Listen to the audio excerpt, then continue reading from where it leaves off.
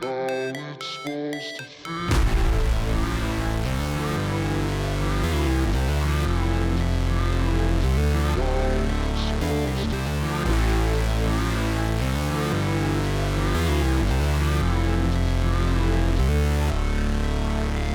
glad you just didn't see me doing that. I just was like very awkwardly throwing up peace signs. Hi guys! Guess what? We're in Greece! We're in Athens. We are all safe. We are in a hotel for the first 4 days, I think it is. And then we're gonna get on a boat. Was a very long flight. We had an entire day of flying. Neither of us got any sleep. Technically speaking, it is 6 o'clock right now, which makes it like 10 a.m. for us on our official biological clock. That's great. I got about an hour, no, I got about 2 hours sleep. Josh got about an hour and a half. So we're doing awesome. We got a nap in. Currently getting ready to go out to dinner with my parents. So I just figured I'd update you guys while I'm doing makeup and a very bad job because this lighting is not great. But whilst we were on the flight, I finished Plain Bad Heroine finally. I had about 2 hours left in the audiobook, so I finally finished that. I started and finished the third book in the Charlie Davidson series. I just said third. The final book in the Charlie Davidson series. It was the 13th. Hell, I am not had a lot of sleep. So anyway, I both started and finished the 13th book, meaning I've officially finished out the series in terms of my reread.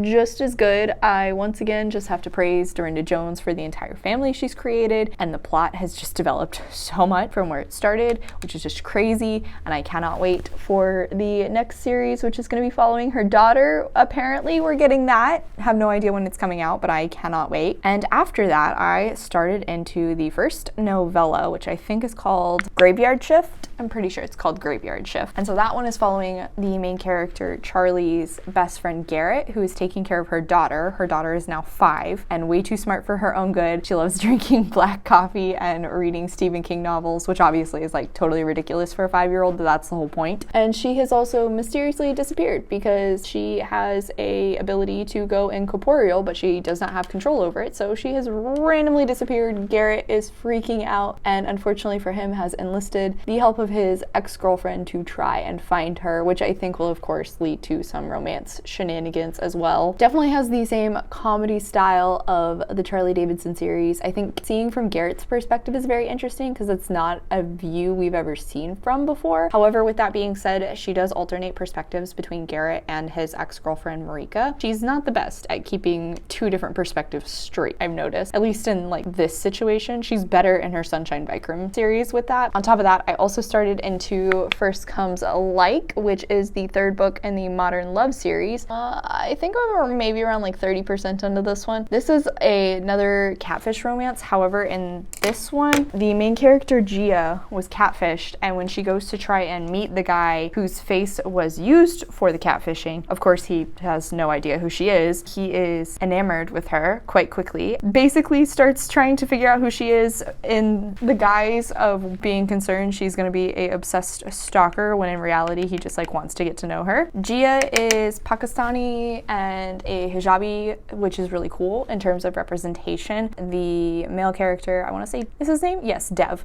is Indian, but he did mention his parents were from different religions. So he had a Hindi father and a Muslim mother, which again, great representation. That's one thing 𝗖cie RH does a really great job of. She also does a fantastic job of adding in additional background stories. So with that, Dev is really an actor that comes from this really big family, but he has been disowned because he's not following what his grandfather wanted him to do. And his brother has recently died, so he is now the guardian of his 13-year-old niece, which he's not doing great at, but is trying his best. While Gia definitely struggles with trying to live up to her family's expectations because all of her family is in the medical field, whereas she is a beauty blogger, has unfortunately gone on a bit of a dry streak when it comes to content creating. Remembering why I don't do this very often while I do makeup. Hard to talk and do makeup at the same time. Anyway, so I'm very into the plot so far. However, at one point I did attempt to try and listen to the audiobook whilst playing a game on my phone, and my lord, the audiobook is not good on this one. Both of the voice actors are pretty monotone, and neither of them are particularly fantastic at maintaining accents. Don't recommend that. So all in all, not as much as I was hoping to get read on the first flight, but still like a decent amount. Well, this shiny is not great. Anyway, whilst I have makeup all over my face, here's Josh. Say hi. Hey. go out to dinner with my parents. We don't have anything planned today. I think tomorrow we have a day trip to 𝗖cie, which is gonna be amazing. I am so excited. Never quit, do it right, play the game, win it life, have no shame, there's no time, feel the pain, live the grind, I could change, in my mind, pick a lane, commit and climb, the only way to win it life, I never miss, that's fact, taking big swings, put your hand to the bat, put me in the ring, you'll go out in a bag, cause I sing what I mean and I bring it to the mad light. Hey guys, oh my god, jet lag is real. Josh and I both slept awfully last night. We were so worn out and ready for sleep. However, even with that, we did have a fantastic day. We went to 3 locations. First up was the Isthmus Canal in Corinth. Tour guide was telling us about how there was like this joke prophecy that any of the emperors who attempted to work on the canal would end up dying because all 3 of the emperors who attempted to make this canal ended up being assassinated. We also saw the mountain of Corinth, which was very important in the story of Sisyphus, who was the guy that, you know, is forever cursed to push the boulder up the mountain and then have it roll back down as a punishment for tricking the gods. We ended up going all the way to 𝗖cie, which was like an hour and a half bus ride, something like that. It was incredible. It was amazing. The ruins, the walk, the view, just like entire experience was fantastic. Once we got up there, she was telling us about how whenever a new round of people initially found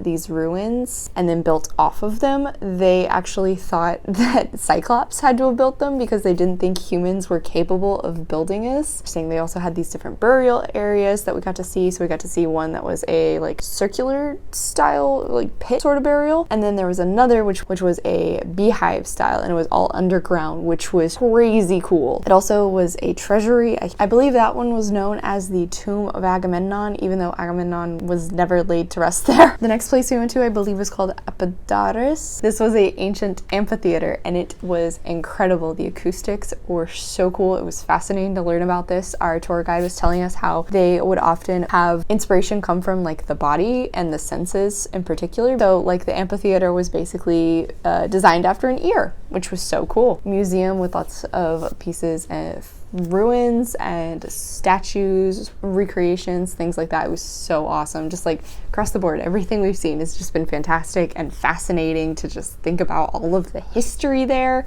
So amazing. Like I said though, we are both super wiped. Did, however, finish the graveyard shift whilst we were driving back. Not great things to say about that one, unfortunately. This makes me very sad. I did not like this. I did not like the plot direction this took with Elwyn. I liked everything we were told about her personality. Once we finally met her, a lot of things had happened and she was not the same person, so I didn't really enjoy that. Garrett had his romantic drama which was going on, and given the fact we really don't know that much about his past relationship with Marika, who is, for lack of a better term, his baby mama. And that just like meant that I was not very invested in it. We also saw from Marika's perspective, which I didn't think was really necessary in all honesty, because I couldn't get a solid hold on her perspective, couldn't get a solid hold on her personality. And once again, I didn't really care. And just the entire drama around the relationship felt very contrived and overdone and really dramatic. Yeah, so I'm very bummed about this. I was really looking forward to these novellas, and this one did not kick this off to a great start. So I'm really hoping that the next one, which is going to be focusing on Amber and Quentin, who were 2 teenage side characters and were already both well established in the original series, will mean that that one will go better. Our food's here, we're gonna eat, and then I'm gonna take a shower and pass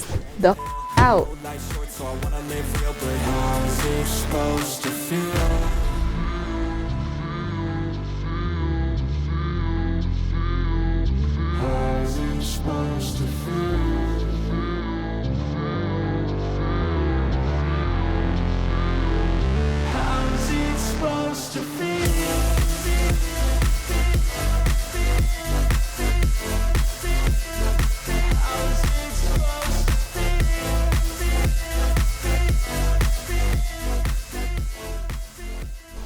Super wiped. Hello, it is Monday.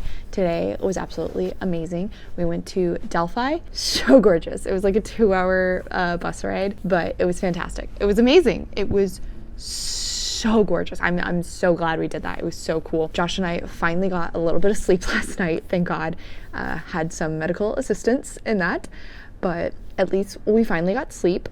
We actually got up at a decent hour yesterday to get down there. Our tour guide did a fantastic job telling us about the history, and whenever I asked questions in regard to like the mythology aspect of things, she still knew all the answers and was very helpful and was very informative of separating the mythological versus the factual evidence. So obviously, like I said, this is the Oracle of Delphi. Of course, I knew who it was from Percy Jackson. Yes, because Percy Jackson is just going to get mentioned every time Greek mythology comes up. But it was very fascinating how she told us about it. There was actually a temple of Athena, which we did not go. No, yes, a temple of Athena, which we did not go to. But then there was also the temple of Apollo. I believe she was saying this like whole area actually constituted as a sanctuary. So there was the treasury, and then there was the actual temple itself, which we saw the remains of. Again, totally fascinating. Technically speaking, this was a temple of Apollo, but it also was a temple of Dionysus, and she was explaining that this is because the two of them are often paired together because they kind of represent both sides of humanity. Apollo is the light side, all of the positive things that come from us, whereas Dionysus is more of the animalistic, obviously drunken side. It's all about balance between the two of them. And then finally, there was this last little section where we could go up if we wanted to. We ended up seeing this beautiful stadium. It was quite a hike up there. It was a workout, but it was worth it. It was fascinating. It was so cool to see this, and the fact that it was like up on this mountain, crazy. We did go through a little bit of the museum as well. However, we didn't really take as long because our tour guide had been telling us stories the entire time while we were walking through, so we didn't really need to go through and read all of the little inscriptions for different things because she'd been telling us these stories already. Today was pretty incredible. I think also the fact that Josh and I finally got a decent amount of sleep last night really lent into the fact that we had so much fun today. It was a workout. Definitely took a nap on the bus back. However, I have gotten a little bit red between the very long drive there and the very long drive back. I think I'm around 50% and now to First Comes Like by 𝗖cie his𝘁. I am enjoying this. It's very cute. Unfortunately, this did kind of go from the catfish scenario into a fake dating. Gia ends up officially meeting Dev, understands that this was a catfish situation. He apologizes for it. He feels terrible. He tries to make amends, and basically, unfortunately for Gia, the two of them are pictured in what appears to be a compromising position but actually isn't. Her parents end up seeing it, knowing it's her, ambush her, and are trying to figure out like, why are you doing this? This is so ridiculous. You're dating this man and you never even told us. How could you do this to us? And basically end up overwhelming her to the point where she admits that she is dating him. Now they're basically trying to get to know one another better so that whenever Gia's family ends up visiting, they can appear like they're actually dating because they do in fact know one another. Of course, however, Dev is crazy about Gia, and Gia is definitely attracted to Dev, but she also is having a hard time separating Dev as she knows him now compared to the Dev she knew when she was being catfished. So some serious aspects to this, just like the two previous books in this series. Gia definitely struggles with her confidence, even though she constantly puts so much of herself out into the world for people to consume as a influencer. At the same time, she really just feels she is way too much. Nobody can ever love her because she has such a crazy personality. I also really like that Dev has a relationship with his niece. They're very cute. I really appreciate that. She's 13, and I like seeing the kind of balance between a parental figure while also trying to maintain some distance and allow her to grow up and make mistakes herself, being the cool uncle while also being her guardian. I am enjoying this. The fake dating element isn't really my favorite. I don't enjoy the fact that they're sitting there getting to know one another, but at the same time, they're dismissing their feelings because, oh, this is all fake. The other person doesn't feel this way. Oh, like this isn't gonna go anywhere, so I shouldn't get my hopes up. And I just get tired of that. I guess I'm one of those people where it's like, just shoot your shot, man. Shoot your shot. So that is it for now. We've ordered room service. We're just gonna kind of laze for the rest of the night. Tomorrow is our free day. I think Josh, my parents, and I are actually gonna go check out one of the, it's like Academy of Athens, but I don't think it's an actual school. However, it's a absolutely beautiful building with all of these gorgeous statues. The library is right there next to it, and I've seen there's a few bookstores on the map, so I might swing by one of those. And then as well, I would love for us to go to the archaeological museum. That would be really great. That's the hope, that we get to do all that kind of stuff tomorrow. We're also hoping we might be able to sleep in just a hair, tiny bit, but we also have to go down at least before 9:30 to get a COVID test. Holding back They wanna say they hate, but they know it's cap. I ain't play no games, I just do that's fact. And I don't feel no shame, it's a mood you lack. I go crazy, nah, but I ain't lazy. Track after track, I work on this shit daily. Pass me the jack, right as fuel, got me hazy. About to unpack all these things I've been chasing. I've got visions in my head, like memories after death. To be a legend instead of something you can forget. I'm living up every breath, I'd rather lead than be led. I'll fill the seats as I spread, with every word that I've said.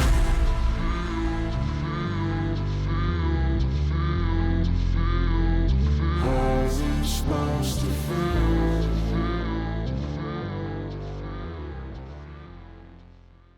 Guys, we're on a boat. Definitely have that Lonely Island song stuck in my head 24/7 now. Also, you can kind of see what a mess our room is because we've been unpacking, so please ignore that. But we're finally on the boat.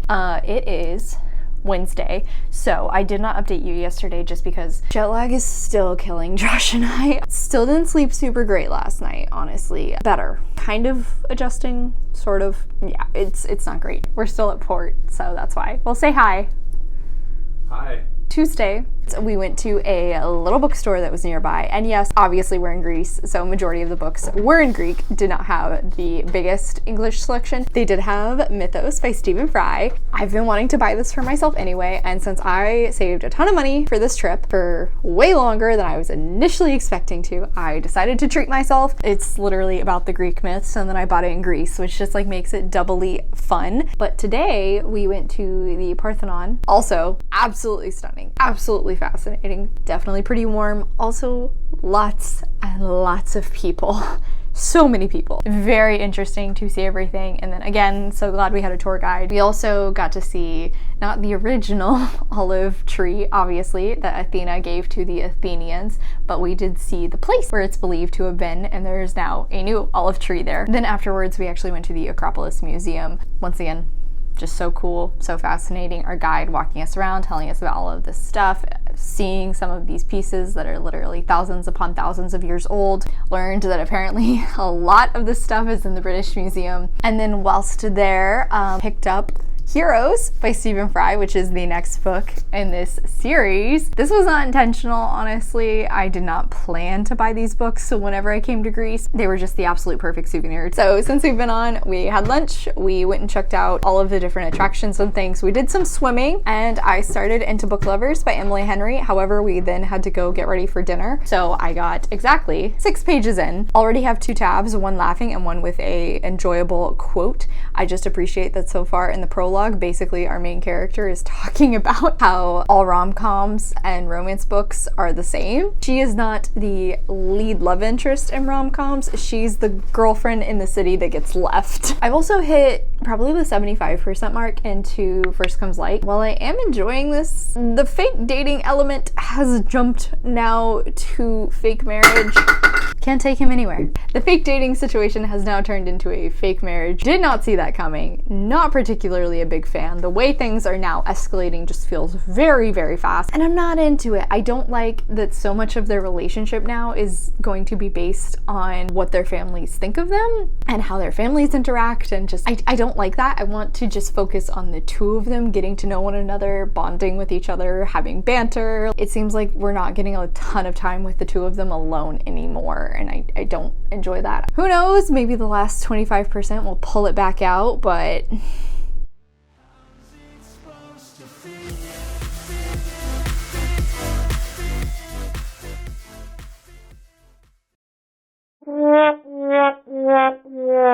hello, it is Thursday. What did we do today? We went to Camp Sunyan and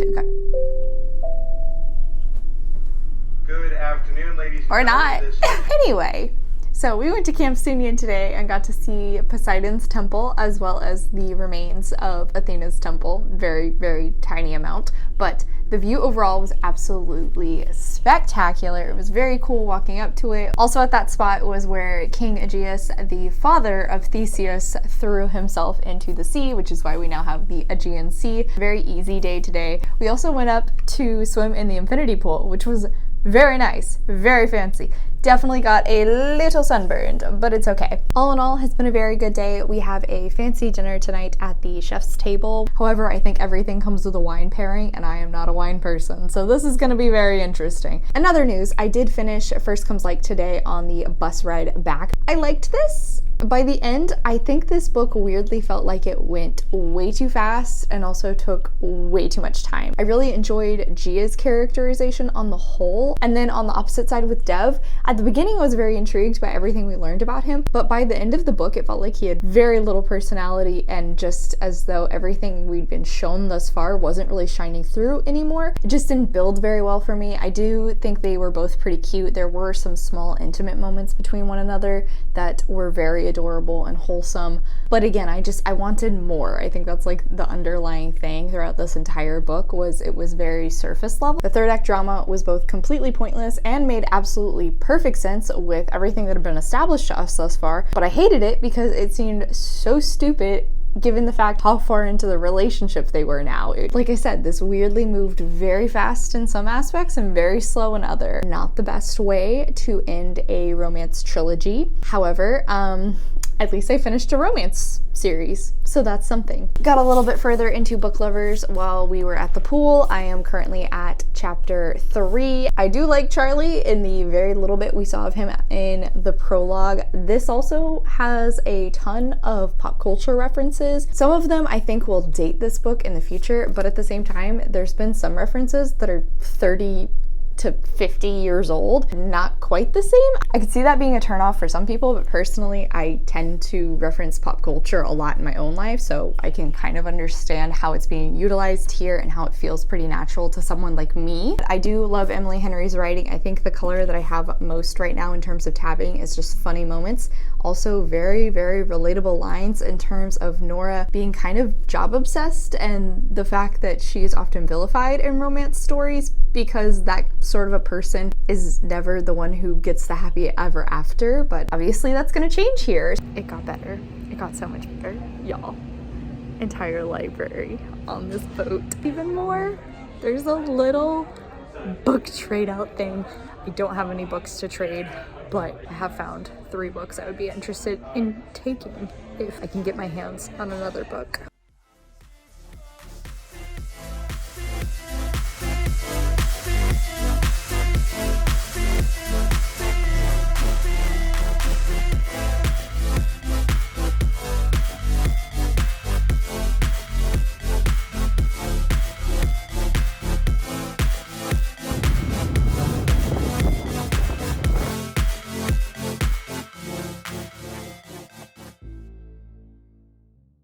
Hey guys, we're gonna try filming out on the balcony, and I'm gonna show you how incredible this view is because I just haven't taken advantage of it and I thought it was high time I finally did. So it is Saturday. Didn't update you yesterday, but we went to Santorini and it was stunning, beautiful. Wasn't exactly living out my Mamma Mia dream, but you know, I was with my boyfriend, so I guess that's kind of okay. However, it was absolutely gorgeous. So we took a cruise on a boat from Santorini itself, and then we actually went over to one of the volcanic islands. We did a hike around it, probably about 2 miles in all. We had so much fun. It was very cool. The view's absolutely gorgeous. We actually got to see some of the volcanic areas where they were currently smoking. There was this little hole where you could actually stick your hand in it, how much heat the crater was putting out. Apparently, actually, Santorini has on average about 100 different seismic events that take place every single year. Crazy. I also got these beautiful earrings after the fact. Josh and I just kind of walked around the city. It was beautiful, so cool. Definitely very easy to get lost. A little confusing. We also had a fun cable ride car up to the top because everything's on a hillside. Everything just looked like it was straight out of a movie. It was beautiful. While we were walking around, like I said, we found this little jewelry shop and I got these earrings. The rock right here is actually from the volcanic area. Afterwards, we got ready for dinner and we went to the Italian place that's on board. It was pretty good. Probably not the best meal we've had while here, but it was pretty good. The one we did today was actually to ancient Olympia, which was stunning. fascinating. There's just so much history, all of these ruins, and the way they've pieced everything together, figured out all of what's going on. We got to see the remains of a temple of Zeus where the statue of Zeus actually once was. There was also a temple of Hera, which was later built nearby, kind of to symbolize Hera, keeping an eye on Zeus. Our tour guide was hilarious. He kept calling Zeus a naughty boy. It's just mind-boggling. It's genuinely so hard for me to put things into words about this stuff, which is why I just keep coming up with all of these new adjectives for it. I did get more read into book lovers while we were down there as well. I'm currently at chapter 6. So Nora and her sister are now in this small town. They got the idea from a book which one of Nora's clients actually wrote, Charlie, the love interest. He shot the book down and said he did not enjoy it. Basically, he didn't like how the setting was portrayed. Now that Nora is in this old small town, of course, she ends up running into Charlie. Along the way already, they've had some very fun back and forth over emails, which is definitely kind of writing that line between professional colleagues and now sort of becoming friends, even though prior to this, she considered him kind of her professional nemesis, and it's been very fun. I do really enjoy that. I've had a few more tabs, lots of yellows. Finally, it got a little bit of flirting going on, which is one of the pinks. So Nora knew that Charlie was in this small town, but Charlie did not know Nora was in this small town, and finally he has run into her, and so that's where I'm at now. However, obviously I am all dressed up. We have dinner tonight at Chef's Table. That is it for me for right now. I'll talk to you guys again later, hopefully.